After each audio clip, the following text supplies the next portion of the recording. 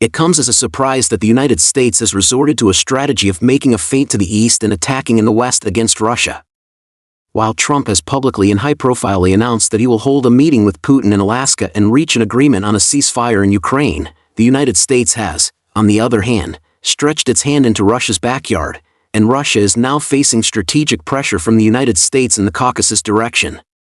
According to U.S. media reports, Trump has received Armenian Prime Minister Nikol Pashinyan and Azerbaijani President Ilham Aliyev at the White House.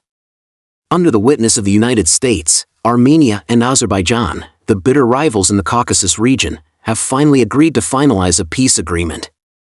Of course, as a reward to the United States, a transit corridor in the Caucasus will be placed under U.S. control for development.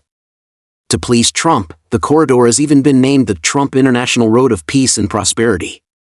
As we all know, Armenia and Azerbaijan once engaged in armed conflict due to the Nagorno-Karabakh crisis.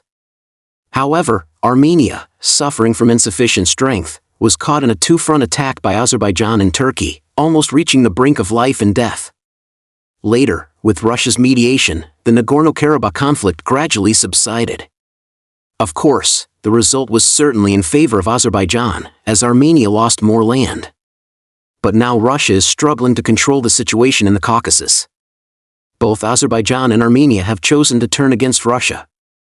Now, instead of going to Moscow, Pashinyan and Aliyev went to Washington, signed the ceasefire plan proposed by Trump, and handed over the entire Caucasus corridor to U.S. control. This undoubtedly shows that although Armenia and Azerbaijan are enemies, both now hope to bring the United States into the region to achieve their respective goals. Azerbaijan itself has good relations with Turkey, which is a NATO member. Obviously, Azerbaijan intends to move closer to the United States and NATO. Armenia is no different. Pashinyan has long been flirting with the United States, and the country is also eager to gain U.S. protection.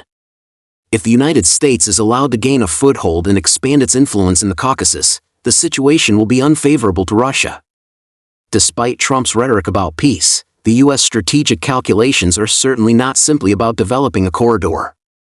The Caucasus is a region of great strategic significance. It borders the Black Sea and the Caspian Sea, includes countries like Georgia, extends eastward to Central Asia, and reaches deep into Russia's hinterland to the north. We are all aware of Chechnya and the Chechen Wars, and regions such as Chechnya, South Ossetia, and North Ossetia are all located here. Thus, the importance of the Caucasus to Russia is self-evident. However, Russia is currently powerless. If it wants to turn its attention to the Caucasus, Moscow must first consider ending the Russia-Ukraine conflict. Therefore, at this critical juncture, even though the United States intends to promote an end to the Russia-Ukraine conflict, Russia is not entirely in a position of initiative. It is expected that the United States and Russia may make mutual concessions on the Ukraine issue, and Russia will certainly accept a favorable outcome to avoid being overly mired in the Ukraine crisis. For now, the United States and Russia are at least putting on a friendly face in public. But the Caucasus may become a new battlefield for U.S.-Russia confrontation in the future. In the long run, intense rivalry between the two countries is still unavoidable.